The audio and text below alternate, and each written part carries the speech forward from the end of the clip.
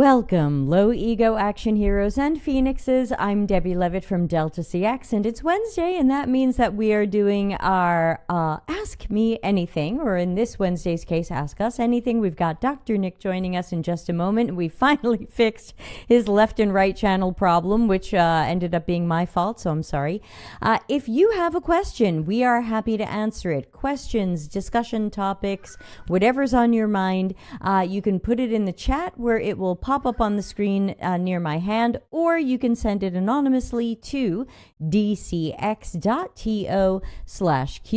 It'll come into my email, and I will do my best to capture it and get it up on the screen and have us talk about it. Once in a while, your questions come in after the show ends, and in that case, we will carry them over to next week. So, other than that, I just want to remind everybody, dcx.to is the link to everything you could possibly want related to my world, our free Discord community, free Patreon, some courses I'm running, some Claude skills I've made available, just piles and piles of stuff. So, let's get Dr. Nick in here and turn on his audio and see if we can get him working. Testing, Dr. Nick. Hello, good evening, good afternoon, or good morning, wherever you are. Good everything to you, sir. It's 13th May 2026, just for anybody watching us in the future. Dr. Nick, what's going on in your world? Whoa. Very busy work life, working on 5 or 6 different projects. I wanted to rant on LinkedIn because I'm trying to get work done and my diary is filling up, and it's that old kind of chestnut. So yeah, no, it's good. It's one of the many adages about me is basically a bored Nick is a dangerous Nick. So keeping me busy is really good. So I'm really busy and it's good. Good. And I will be seeing you soon in person. I hope you're still able to come to our London dinner. This is June 1st. If you are in London and you're hearing this before June 1st, 2026, and you want to join me and Nick and a few other community members for dinner, let me know so I can add you to the reservation. Right now it's a small dinner in London because I will be coming in for an event. Nick, we don't have any questions yet, so I am wondering if there's anything on your mind. Well, I put a killer post today on LinkedIn. I think it's a killer post. I don't come up with killer posts very often, but when they do, I hope this is one of them. Because I spent about 2 hours drafting this one, which is quite a long time for me, because it was all about Jakob Nielsen. And Jakob Nielsen is someone I've got an immense amount of respect for, like ridiculous amounts of respect for. But it's really bothering me that for the past year or two, his output is basically slop, right? Yeah. It kind of feels like it's like your dad or your grandpa being really embarrassing, in public. And it's not a good look for a man of his stature, of his legend, of his contribution. And as a kind of a fanboy or supporter, whatever you want to call that, acolyte, that's not quite, the guy's a freaking legend. And I put in the post, not like thought leader or influencer. He defined basic product how we build products, how we make things. He and Don. And so it upsets me to see him turning out trendy AI slop type stuff. It's like, you're better than that. But most importantly, it was a call saying, look, come back to the fundamentals. Please, right now, everybody and their auntie are building products with vibe coding, and they're defining our user experience, and that's ridiculous because they don't even know what a heuristic is, right? And so what I'm saying is look, put down the AI stuff, get back to the fundamentals for which you've got full authority on. The whole industry will listen to you. Speak up. This is about user centricity. I've got lots of people already saying, well said, Nick, really well done, wanted to say that, thank you for saying that on my behalf. So I think everyone's been thinking it. It's just I don't think anybody's had the nerve to kind of challenge him because he's the man. I kind of feel like that's my jester role in our industry, is to say the difficult things in the best possible way. And so that's what I'm trying to do, is to trying to regroup around user centricity with its creator at the helm, with all that influence. Yeah, so I have an article on our R before D Medium publication. It is from March 4th, 2024, so it is over 2 years old. I have 2,700 claps, and it's called Nielsen and Norman Should Be Ignored. And basically, I wrote over 2 years ago about how I was tired of their objectification of women, them leaving women out of the spotlight, them being completely unaware of what is going on, them being completely unaware of the negative effects they're having on things. They were already doing the AI slop, especially Jakob at the time. The AI slop was terrible, and he was already out there saying UX is going to be replaced by AI. Everybody basically give up. And so my thought was, you know what? These are probably people who some of us thought were heroes and probably are not as heroic as we thought, and we probably had them on pedestals for good or bad reasons, and it's time to knock them off. And I think he's enjoying this too much. It's not that you're wrong, Nick, but it's just that I think you're expecting something unreasonable from a guy who's been this way for years. He didn't just become this last week. No, I think he's surrounded by. I've looked at the Norman Nielsen staff list and looked at his connections, and he's got good people around him. Don't get me wrong, but I would think that they're like not yes men, but they don't want to offend or hurt or upset anybody, right? And so I don't think anybody has said to Jakob straight up, with love, dude, this isn't you, you know. But it is him. But that's the question. It has become him because for the past 2 years, no one has stopped him. And to me, this is who he always was. My thought is, what if he always was this, and we made a lot of excuses, and there were a lot of things we didn't know? Well, you know what? He and Don are in their 70s, right? So they are boomers. Older, I think. 80s then, right? They are boomers. They come from a different time, different attitudes, and I'm not judging them on that. But then again, I'm not female, and I'm not. That was there was a comments made that exactly the same as yours. Can we turn down the sexism? Can we turn down the female objectification? All of that. You know, I don't even notice it because I'm a bloke and I wouldn't know. So I just have to respect and understand that it's not a good thing that it happens, right? But I'm talking about his contribution to HCI. I'm talking his contribution to UX. And yes, there are other variables, other factors at play. But in terms of his pure academic or commercial contribution, in terms of that thought leadership, putting stuff into the world, which has had,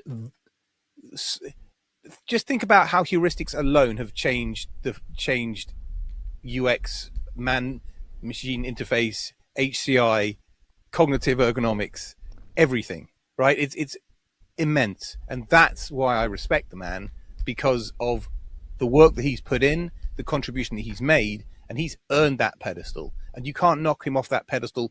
Yeah, I understand there are great people who come out and say, you're entitled to do that. But there are lots of people in society, celebrities, royalty, all kinds of stuff, who are big, famous, rich, what have you, say wildly inappropriate things, sometimes racist, sometimes sexist, sometimes that. And I get it, right? And it's a really bad look because they did really good things and now they're saying really terrible things, right?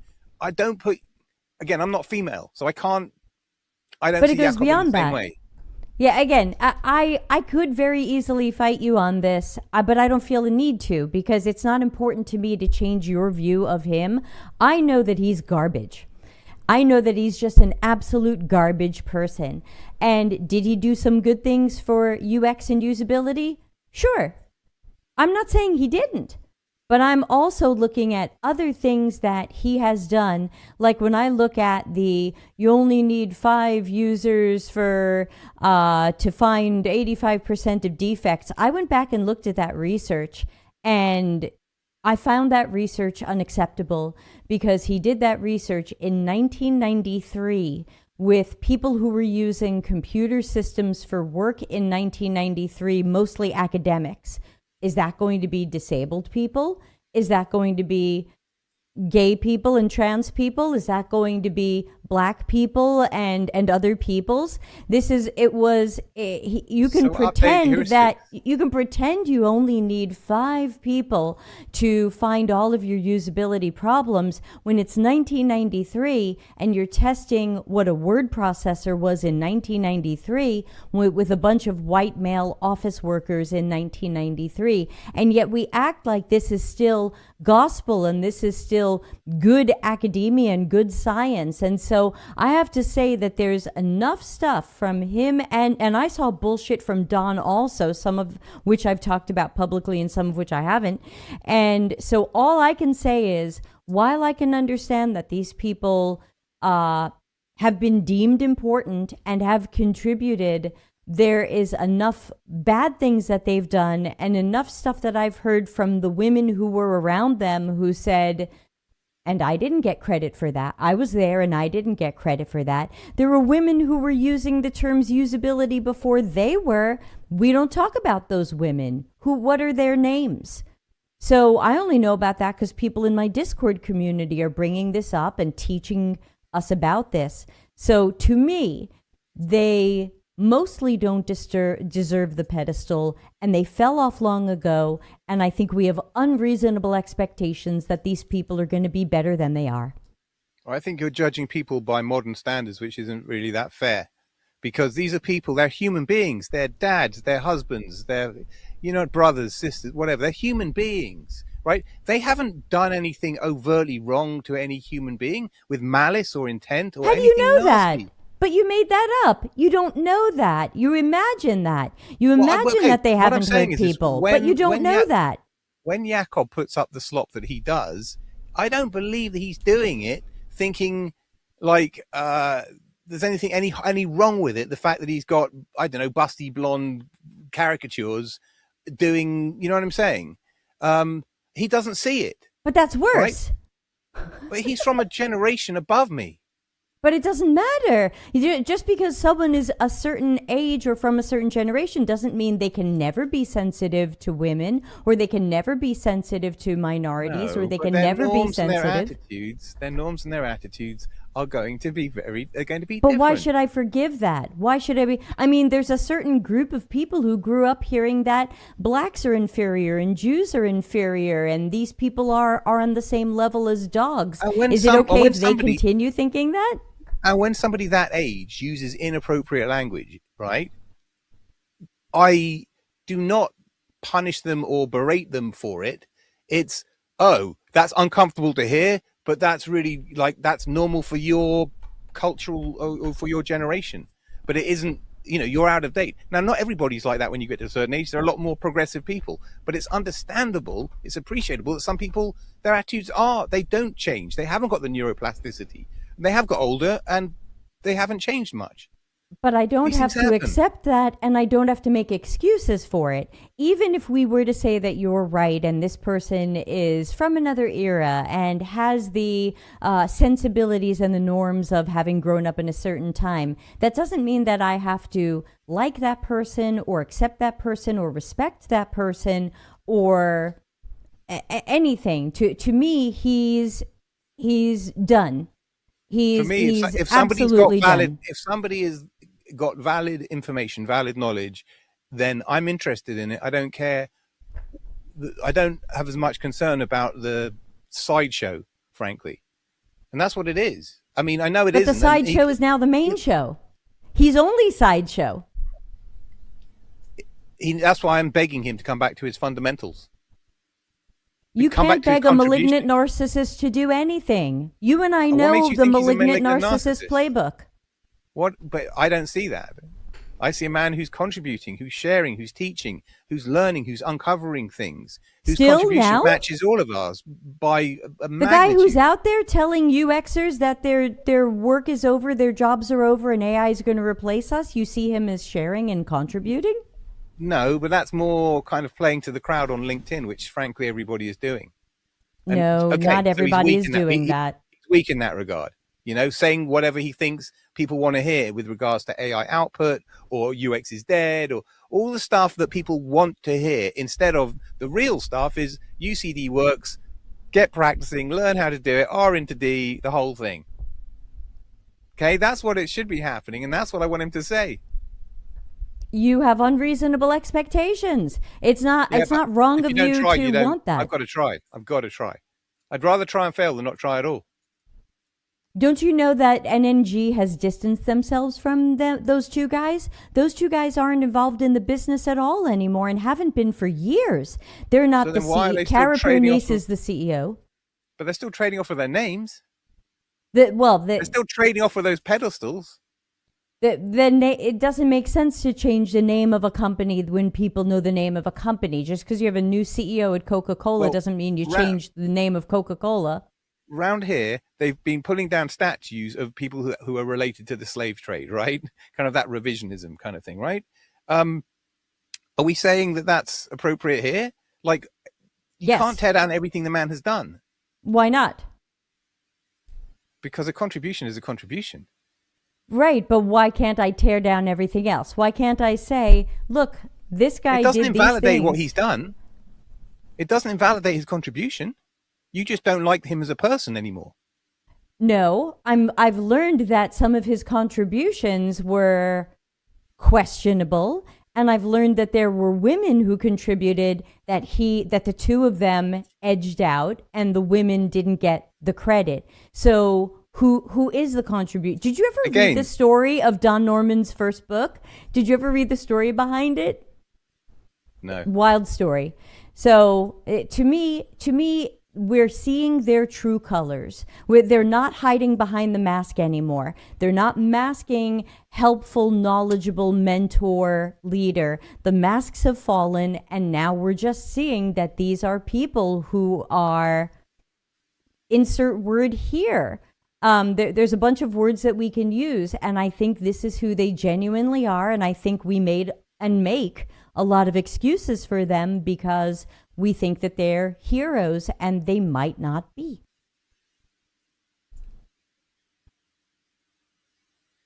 So, if Jakob and Don aren't part of your universe, they're not, and you're writing off anything that they've done just because they happen to be sexist old men, right? What is your solution moving forwards as somebody who has user centricity at her heart? Can you be more specific when you say, what is my solution moving forward? Solution for what? Well, you might have noticed that user centricity is, you can call it dead for all intents and purposes. It isn't dead because it does exist in pockets like GDS and some really good brands. Like, I mean, they the exception, not the rule. With AI and this ability to build at speed and build the wrong thing at speed, and we are seeing redundant, like all of research is being cleared out because they were all doing shit market research. How are we going to get back to building the right thing, which we all know is a user-centric trajectory? So to go from an audience which believes anything and everything and every bullshit on LinkedIn, following the wrong people, believing the wrong stuff, making stuff up as they go. How are we going to have any kind of an industry moving forwards if we can't get user centricity back as the North Star? And that's why I'm doing what I'm doing. And that's why I'm doing what I've been doing for 20 years, is bringing, or for the past 10 years, making sure that user centricity becomes the North Star for product. And I don't have the influence. People like the people that should be doing this aren't doing it. Right? You know the people I'm talking about, and they're actually making the situation a lot worse. And ask ourselves why. Why are the people who should be on the same team as you and me, why are they working so hard deliberately to make this worse? What do they gain? Followers. Because there are more people who don't know the old world at this point than there are people that do. So we know that there are probably 20,000 people who are good old school UXs, right? The rest are all of the 35,000 followers I've got are hangers on, watchers, observers, and curious and all that kind of stuff, right? There's probably a good core of 15 to 20K of actual good UXs. Now compare that to the people we're talking about followings, 150, 75K lots, right? That represents everybody else in UX who isn't from the old world. And they're being fed the wrong thing continuously, and I can eat them all for breakfast, but there's a lot of them. It's like if you put 1 million ants, they're going to probably kill me, right? That's what we're fighting against. And that's where it's at. So right now, before design becomes the next, they wield the big cuts for design, which is frankly a possibility. We've got to get this product house in order and fast. And my revelation, well, not my revelation, I always said that UX is the operating system of product, right? But product is failing without that UX operating system. It's failing badly. Now, if you put the wrong UX UI operating system in, of course, it just kills it faster. It's like putting petrol into a diesel engine or something, right? What you really need is, sorry, I forgot my train of thought. We just need to go faster. We, with user centricity, build the right thing. And Jakob and Don effectively created it. Yes, there's Rolf Molik. Yes, there are other Landauer. There are other players in that game. But what everybody knows is Norman Nielsen. And so if you can get Norman or Nielsen to say, guys, build the right thing with AI faster using user-centric principles, here they are, and you keep doing that, then it's going to have an influence. Yes, half of the world probably won't pay attention because they're female. But we need that influence. We do. And I can't think of a better mouth for it to come out of. If you do, tell me.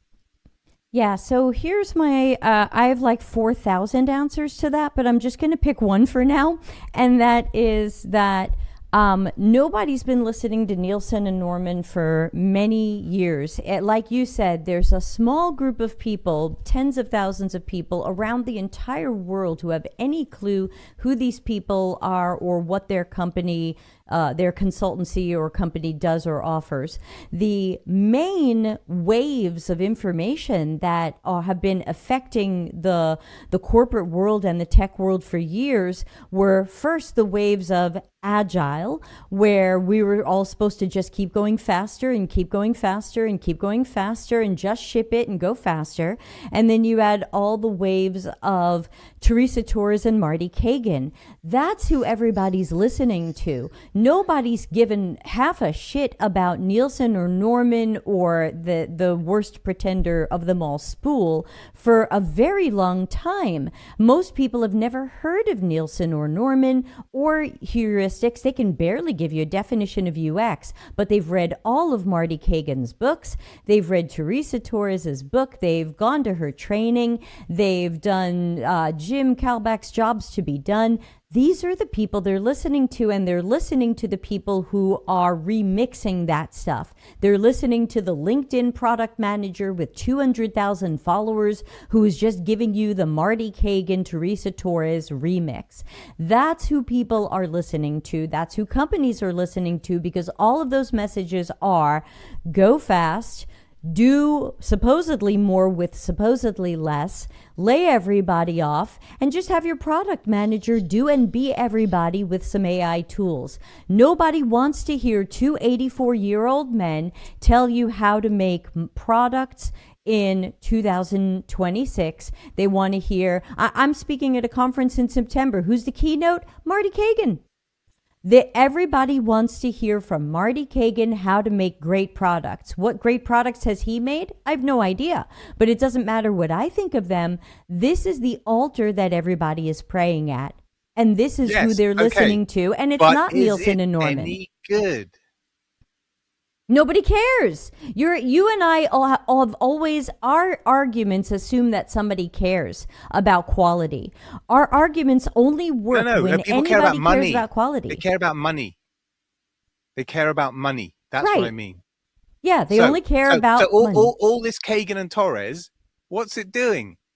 Every product manager you've ever met these days is pretty fucking useless. Yes. Right. It's absolutely failing. But the problem is I've been inside those companies and inside those systems, and so have you.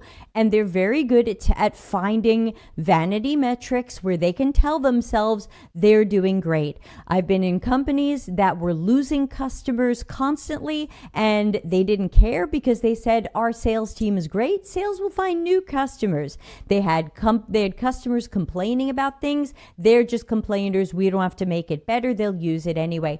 People are just full of excuses because to them, the sales pitch, nobody is comparing reality to the sales pitch, because the sales pitch is you'll go fast and you'll make great products, you'll really delight people, but there's none of that built into what Kagan and Torres teach at all. And I keep trying to remind people of that, and I remind them of that again in my latest book, Atomic Product Market Fit.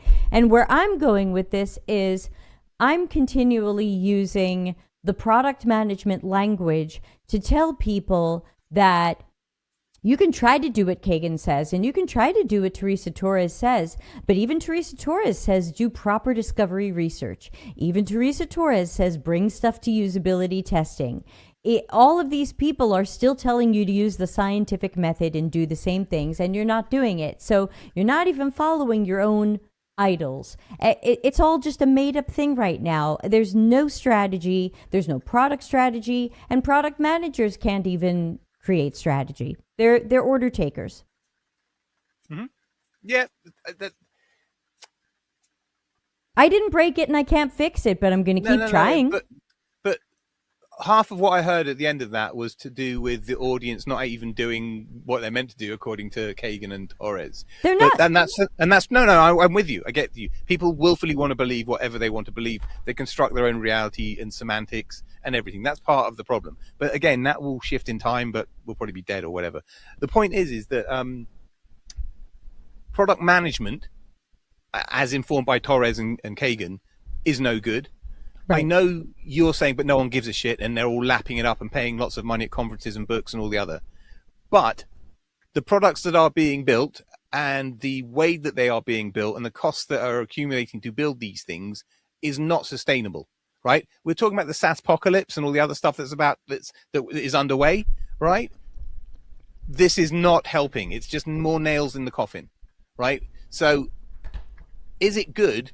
When I'm saying is it good? Is it commercially successful? Is it making money for the organization? Is it saving money for the organization? Generally, and user-centricity is usually the way to do that. Now, the other thing that always really grinds my gears is when I actually had a product manager who's one of my oldest and best friends who became a product manager, and he said it's something to do with product market fit, something you wouldn't know anything about, or something like that, like totally dismissive. I'm like, bruh, like, without UX, you have no product market fit. That's right. And that's the fact, right? And the reason why so many products fail is because that product market fit is devoid of user centricity. Agree with you. And my book makes the same point. All roads lead back to the same point, that the panacea for all ills in the industry today, for the enterprise, is user centricity. And you and I, the audience, we all know this to be true. But we are 2% or 1% of the world, or 0.5, a tiny weeny fraction of the world. Right. In order for us to get this truth, which will save people's jobs, help them with their careers, help them with their self-confidence, anxiety, all that money, all the stuff that people want, right, is sitting there behind user centricity. For everybody, the leaders, the C-level, the newcomer to the industry, the lead, everybody, right? But we can't get this truth into the world because of all the great reasons that you've said, right? So we have to start thinking, how can we get messaging out there, which is not necessarily popular or sexy? It's like being mum and dad. We have to get them to know something which they need to know, but they don't know that will be good for them yet, right? It's like critical thinking. People don't think they need it, and look at the newspapers. They're trying to limit stuff here because the online forums are giving really shocking baby sleep advice, right? Really bad misinformation, bad things are happening. We're all back to that again. So yes, people don't know that they need to know this stuff, but they need it. So we've got to find a way through. And purely selfishly, it's not for my ego. It's for my job security, for my anxiety, for my frustration when I'm using this shit, right? I can't tell you the teeth grindingly hair pulling experience I had with OpenClaw, right? It's awful. It's the word. It's like it's UX-less. It's got a negative UX score. So this is where I'm at. Like I want to live in the world. I want to live in the future that is actually usable, sensible, whatever. Not this batshit crazy, make it up as you go stuff. We need a North Star. We need to get back to foundations, and that's what this is about. It's about foundations. And Don Norman and Jakob Nielsen, like them or hate them, are or were foundational to a massive chunk of our practice. Rant over. And again, I think that I'm going to keep fighting this. I know you are too. I fight it in my own way. You fight it in your own way. I'm going to keep pushing everything that I can. But the problem is the flavor of the last 7 years has been Marty Kagan and Teresa Torres. And I even looked up some of their stuff when I was writing my book, and I found that Teresa Torres writes a lot of stuff telling people basically, no, you're doing what I said wrong. You know, I said go and do make sure research is being done, but then you're not doing it. Like, no, don't run with assumptions. Do the research. Now, of course, she wants product managers to do the research, whether or not they're qualified, and she wants them to talk to 3 people a week. And we know that this is not the best way to get this done. But even she can't get people to do things the way that she's saying. And so I think even these people who are supposedly the gods of a different set of people, you know, the Nielsen and Norman might have been the gods on our side. We have Torres and Kagan, and people aren't even doing what they're saying. I mean, you look at even Lean Startup. People thought Lean Startup was the Bible for how to do everything, and they weren't even following what the book says to do.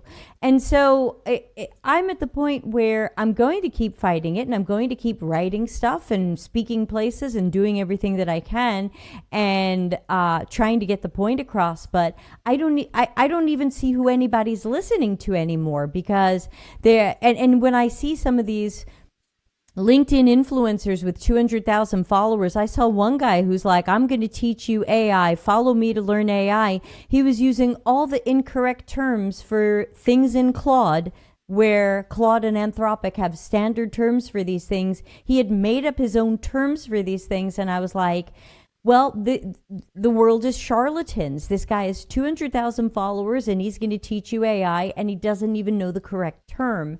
And so for me, it's all just, I'm still going to try, but it's very disheartening. There's a guy that I had to call out. Did you see my call out of that guy saying, sorry, this is wrong? I don't remember. I tend to see your posts, but probably not all of them. And I had to repost it with a whole long 3,000 character dismissal, right? Because it was flat out, this is what UX was, and this is what UX is with AI, and it was just wrong. Like the headline is that fundamentals don't change with the technology, right? And that's what everybody thinks. But I was going to say, if I look at my kids, right, from a young age, they'd be watching YouTube or TikTok or one of those, right, or reasonably young age, right? And the way that they started talking when they back a few years ago was very much in that kind of instructional kind of thing, right? It rubs off on you. It doesn't matter if you're teaching somebody how to make an omelet or paint a fence. It's like, and now you do this, right? And it's like it rubs off. It becomes cultural and language and communication. And it makes total sense that if you've grown up in that kind of a world, that success or expertise is explaining stuff to people, right? So that's what people do. They grow up, and then they get in their teens, and they get careers in their early 20s, and then they're on LinkedIn. It's like, oh shit, I better teach people stuff, because that's what we do. That's what happens. It doesn't matter that I've never done it. It doesn't matter. It's just I've watched some videos. That's the equivalent is, and I have done this.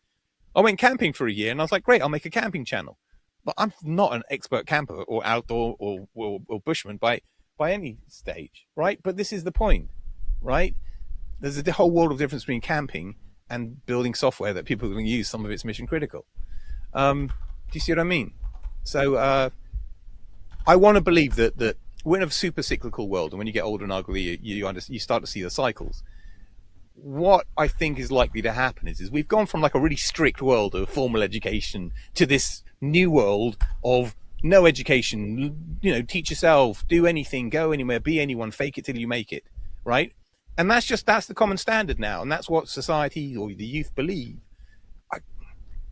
I think mental illness, mental health is taking a massive hit.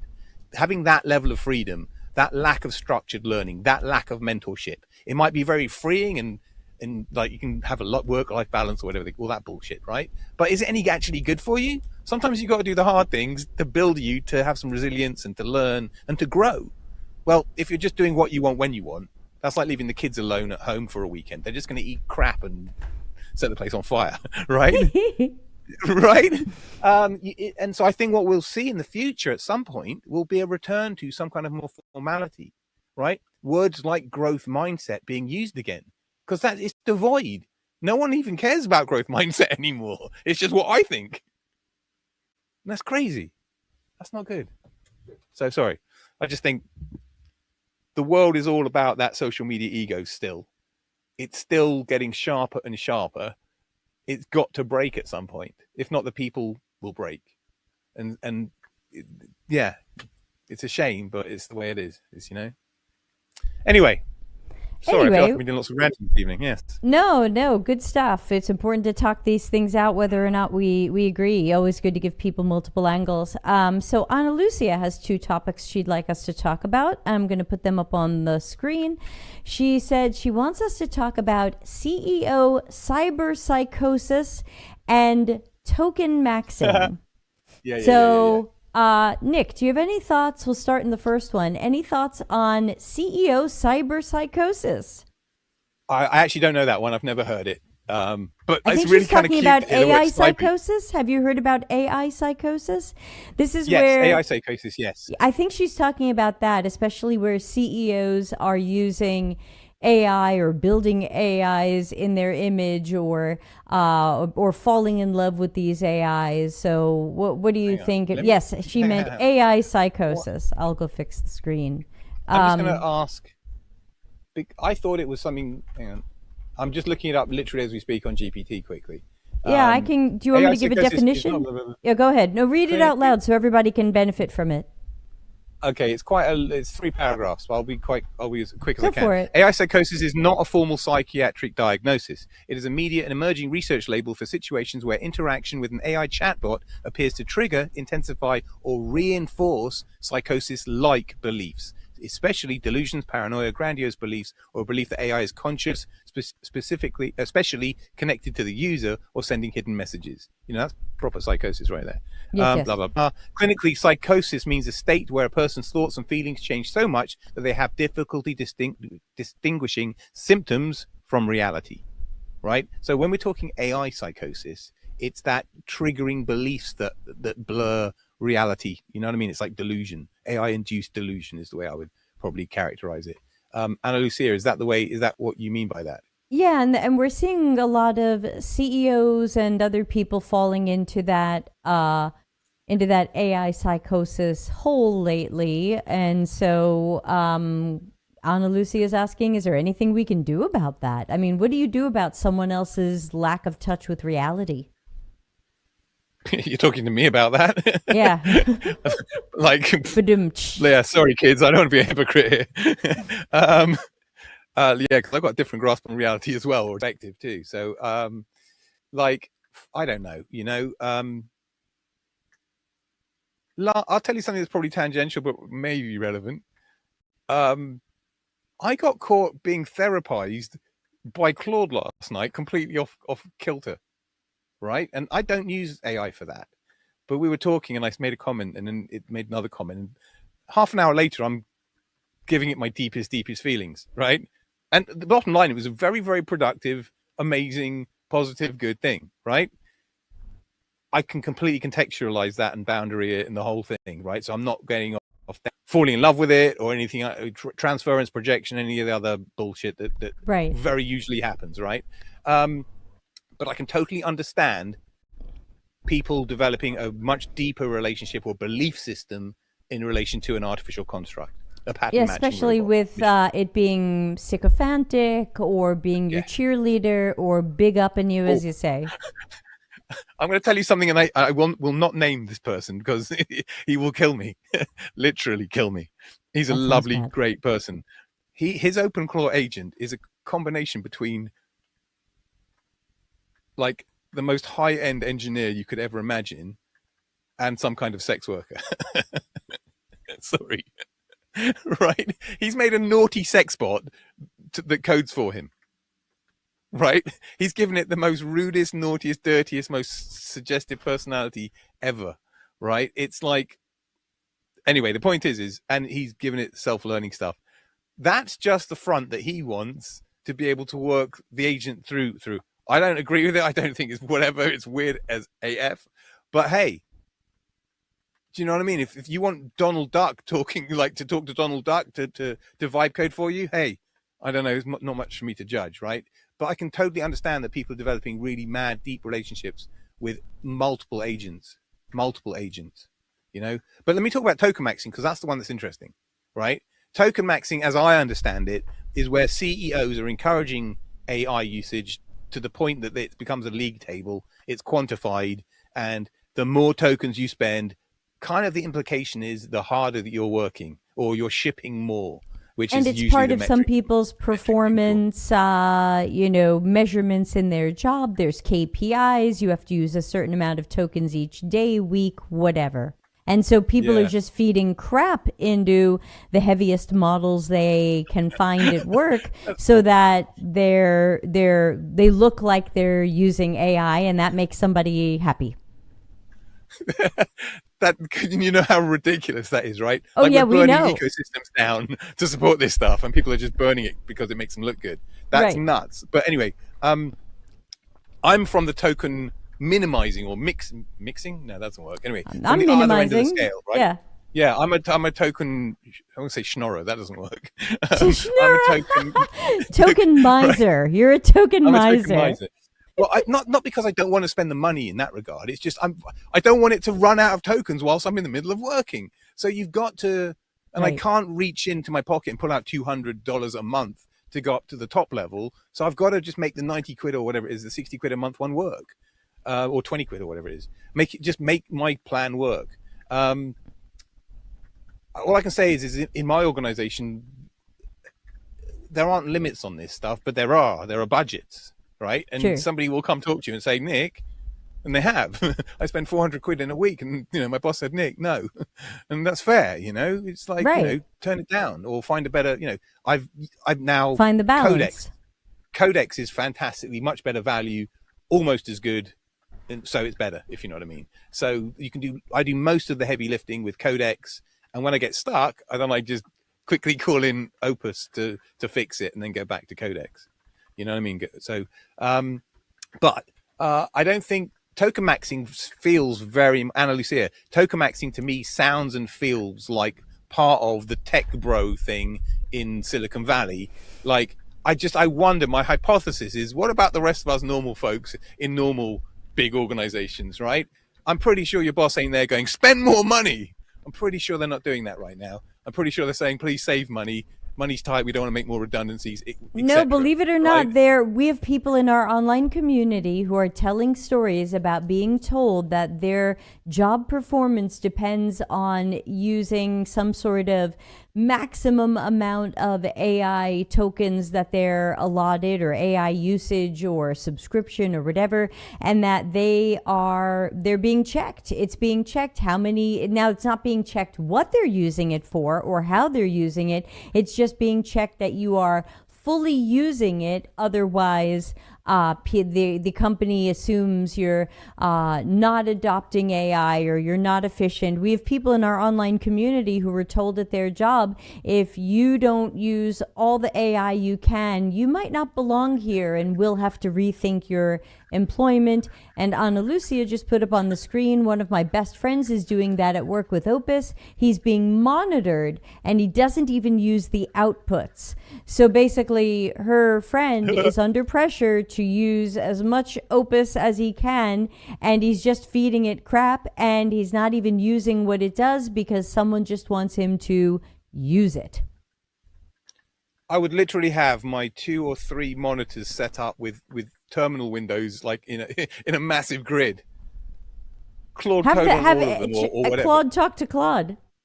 Yeah, absolutely. I mean, that's such a shame. It really is. Like, yeah, they don't care about money, and in some cases it's a flex. You've probably seen some of the posts on LinkedIn that are like, our Claude bill was $110,000 this month, so I know we're really getting it done. great. Have you seen some of those flexes on LinkedIn?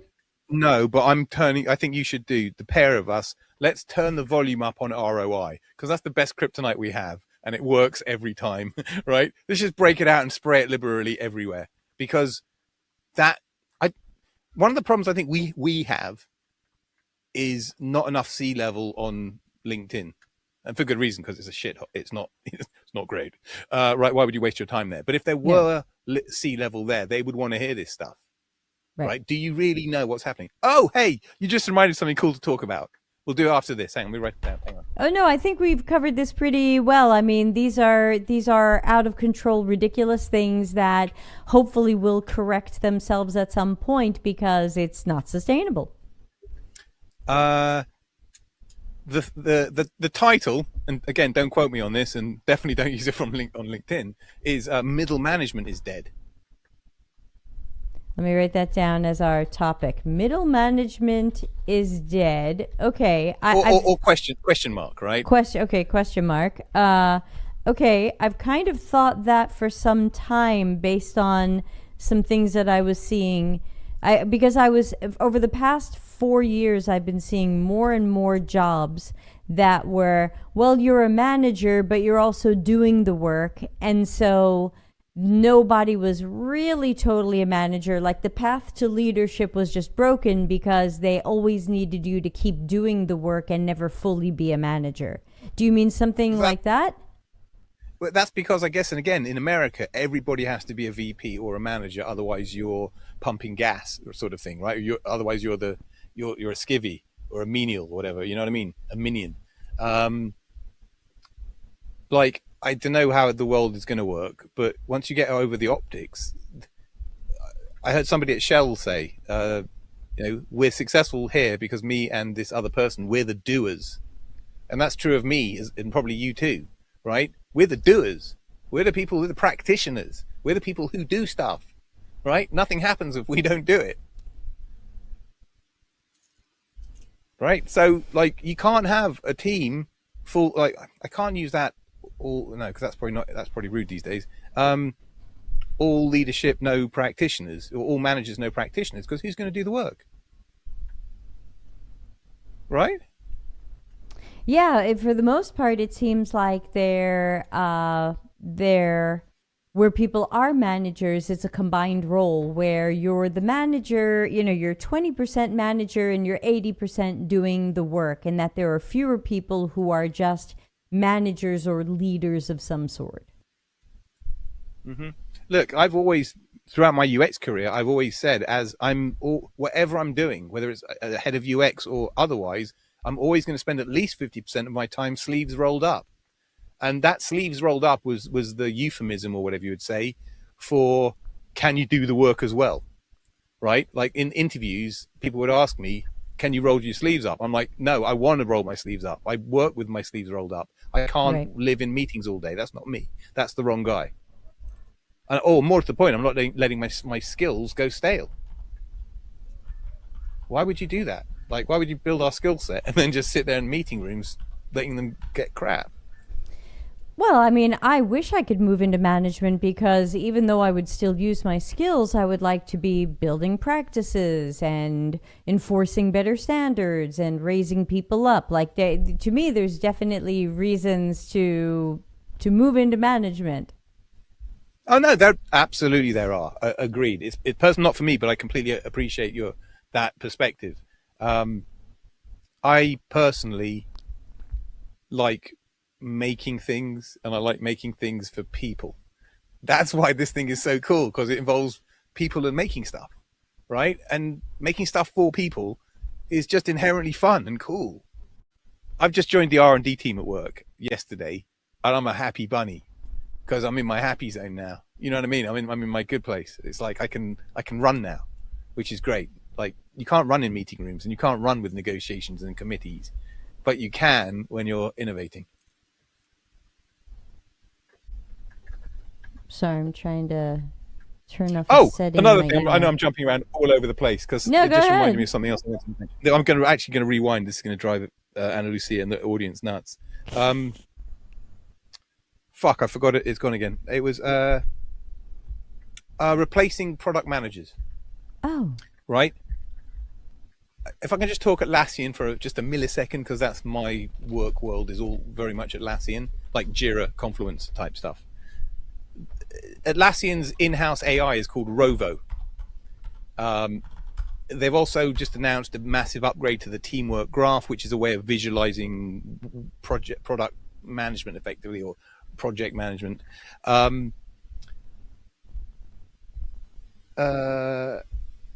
Rovo is moving towards, once you've got this Jira product management and Rovo and AI, right? Rovo becomes the product manager, managing all the tickets, all of the workflow, seamlessly, brilliantly, without error kind of thing, right? And it frees doers, practitioners to get on and do the stuff that they're great at. Again, if anybody's at threat, I want to believe it's the product manager. Well, Because really, what value are they you're adding? saying product manager, but it sounds like you're really talking about project manager, because you're talking about orchestrating work and tickets. Is that more project management? I know we've been dumping that on product managers in the past years, but Yes. I just want to be clear about the work you're talking about.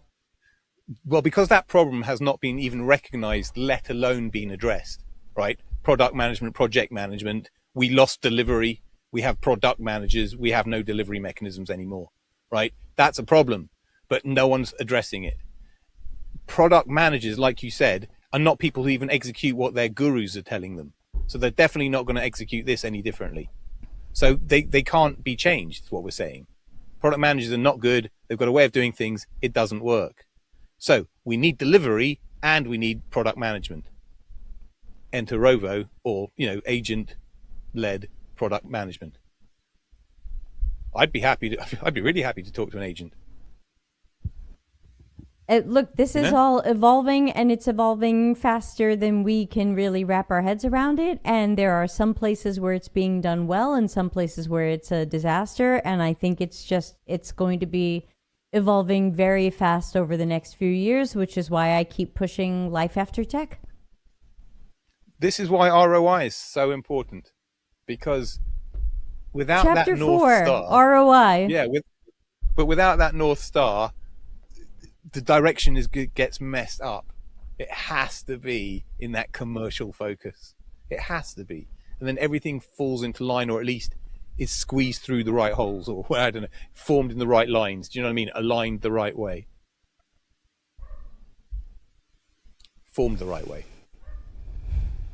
Yes, it's never going to happen, but you got to try, and I think that's the point of influence, is we can't just magic the world to be a better place, but you can influence it to be a better place. I'm always going to try, and I know you are too.